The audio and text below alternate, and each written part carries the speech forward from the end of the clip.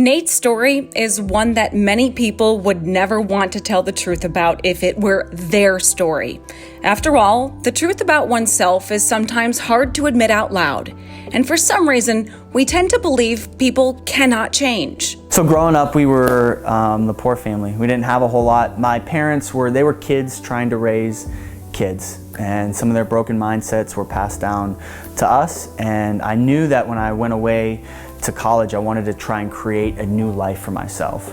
But I found myself being drawn into the party scene, and that's when I was first introduced to drugs and alcohol. And I had a really good time. It was really, really fun until it wasn't.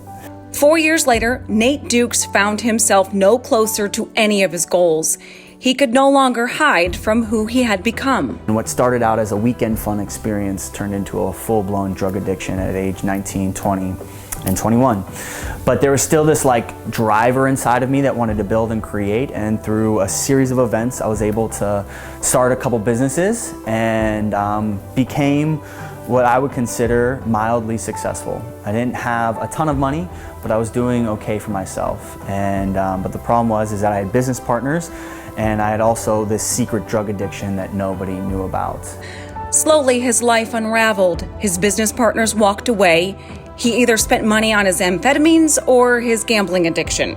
He found himself right where he started, living with his parents, trying to get away. I ended up walking around my parents' apartment complex, looking for anything that I could get my hand on to take, to sell, to feed the addiction on the inside. And I ended up finding the keys to one of the cars that I had opened up.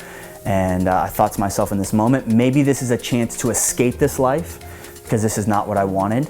But when you find yourself in the wrong place, with the wrong headspace, you never know what is possible. Nate stole that car and headed to Dallas to stay with a friend. He made it to Tennessee, and that's exactly where he stayed for the following 6 months. The weight of all those decisions sat on my chest like a ton of bricks. And so I was taken to Cheatham County Jail, where I spent 6 months of my life. And there was this really powerful moment that I had where I felt like I cried out to God and said, if it's possible to change, I want to, because this is not the life that I want to live anymore. And when I got out of jail, my little sister, she invited me to Rust City Church, and I said, I'm not interested. No, thank you. But she said, it's better than anything else you've been doing for a while, so why don't you give it a shot? His sister was right. She saw this place as a solution for me. And so I walked in a very messy person, but I'm thankful that there were people there who were willing to get messy with me. And one of those people was Pastor Brad, and he became more of like a mentor in my life, who kind of started poking on some things that I didn't want him to poke on. And a good mentor will take you places that you don't want to go, but that you desperately need to go. And he suggested that I go through Rust City College, which was a 2-year program that it's a ministry program that will help develop leaders. And it taught me how to lead people, it taught me how to communicate, it taught me how to become a better version of myself. Less than 4 years later, Nate is the leader of Rust City's more than 200 volunteers and community outreach programs. He and his wife Jenna continue to build a life surrounded by change. In their spare time, they have made a good team as they move into and update rental properties. Fast forward through all of that, my life looks very, very different. So I got married last year to the love of my life. Her name's Jenna. She's absolutely amazing. We bought our first home, and we're looking at actually considering getting a second one where we might be able to actually raise kids. Change can be hard, and that's why Nate's first book is dedicated to it. But the thing that I'm really proud of right now is this book that this project that I've been working on for 18 months. It's called You'll Never Change.